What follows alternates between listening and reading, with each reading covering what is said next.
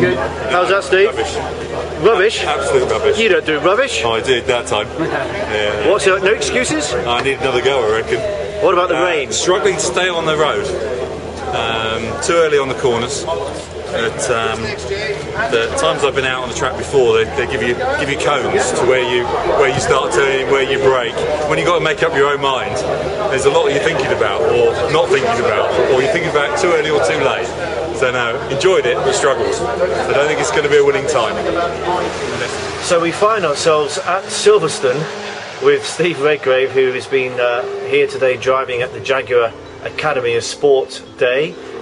Steve, you're a big guy. I would have thought that doesn't help when you're driving a car. They say that height and weight doesn't give you a good driving performance. The cars are absolutely fantastic in the XKs, but with a crash helmet on, my head is pinned against the top of the roof. But really good fun. But I don't think I did myself very proud today. A lot of fun. You can see someone else coming down here.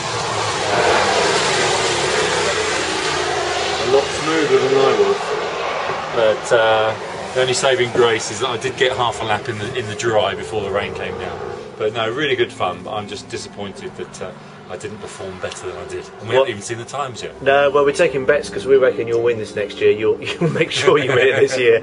You normally prepare for these things. You weren't so prepared for today.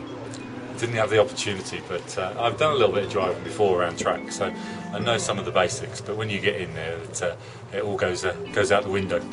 Now listen, it's really good to see you, Steve, because the last time we met on Sportsvibe, you were excitedly telling us how you were going to cycle across America, 3,000 miles, small team from Marlow, raising lots and lots of money for charity. And then something happened, didn't it? Yes, that we were 3,000 miles across America. I think something like 9 states, and just got into the last one of Maryland. And going through the town, where when you're going through town, you don't want to make any mistakes on your course, and you're being guided round by a vehicle and tannoy and all that sort of side of it. Come up to a right bend as I was going round the corner, 10 miles an hour, maybe even less. Got a puncher in the front of the wheel, but not a complete puncher. It was like a slow puncher. If it was a complete puncher, it would have gone down onto the rim, and I would have had a chance of going round the corner. But it sort of skidded from underneath me, bike disappeared, and gravity took over rather quickly. And I'm quite a big guy for gravity to take over. And broke my cheekbone, my wrist, 3 ribs, but not in a very good state really. Is that the worst injury you've ever had? All in one go, yeah. You've racked them up over the years, haven't you? I've racked up a few over the years of different things, but it's normally doing one thing, but a whole combination. But the odd thing about it is that everything's down the right side, and I was expecting to see my crash helmet when I got it back afterwards, and expecting to see all the scuffs marks down the right, and they're all on the left. After 6 days of cycling through America, or rotating around a team of 8 of us, is that you're thinking, well, perhaps that I have my helmet on back to front or something, because something's not quite right there. But we still raised a lot of money. The team finished, even though I was in hospital for the last 24 hours of them racing anyway. But good fun. I enjoyed the challenge. The only thing is it doesn't feel like I've got completion. I feel that may have to go back and do it again. Well, we're smiling about it, thank goodness, but I mean, it sounds pretty serious, Steve. It sounds horrific, actually, and as you say, to be doing it at such a low speed as well, it just goes to show anything can be dangerous. Yeah, no, it's getting a bit old and a little bit bristle. I was surprised of how much there was. I sort of tore the end of my nose, my nostril off my face as well. 8 stitches there, that sounds good. I had lots of that screeching. 8 stitches around my nose here, and actually the surgeon was more concerned about here, because I'd lost a big chunk of skin from in here, and now it's all healed over. It's quite tight, and might need to stretch it out a little bit. So are you okay? I mean, have you been back on a bike? You're not in any state of shock or anything? I've been out on a mountain bike. I actually went out this weekend and did a bit of cycling, and it was all fine, just tootling around on the mountain bike.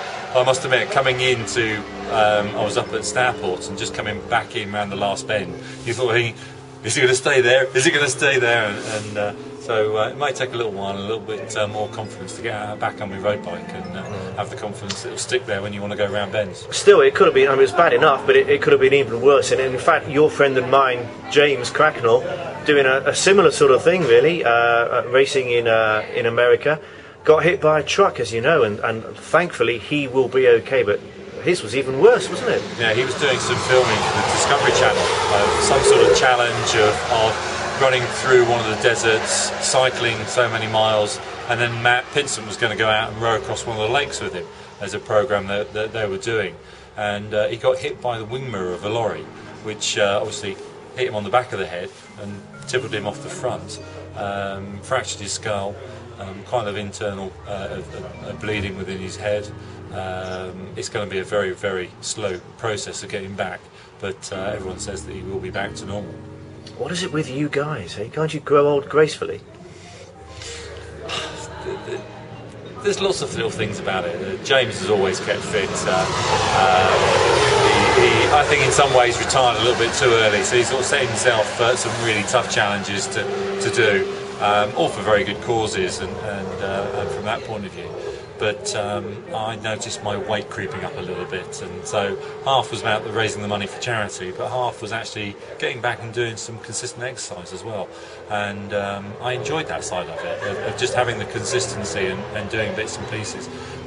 Was really good. But when it was your sort of job, as it was when I was a proper rower, that everything revolves around your training, and even though we're training reasonably hard before we went out, it's still, you've got to fit in normal life around it as well. So but I enjoyed the consistency of getting out there and doing some training. Well, judging by today, the fact you're out here driving and you're disappointed, which means that the competitive streak is still there, you're not quite ready for your pipe and slippers yet, are you? Not quite yet. At 48 at the moment. Will I slow down by the time I'm 50? We'll have to see. Thanks, Steve.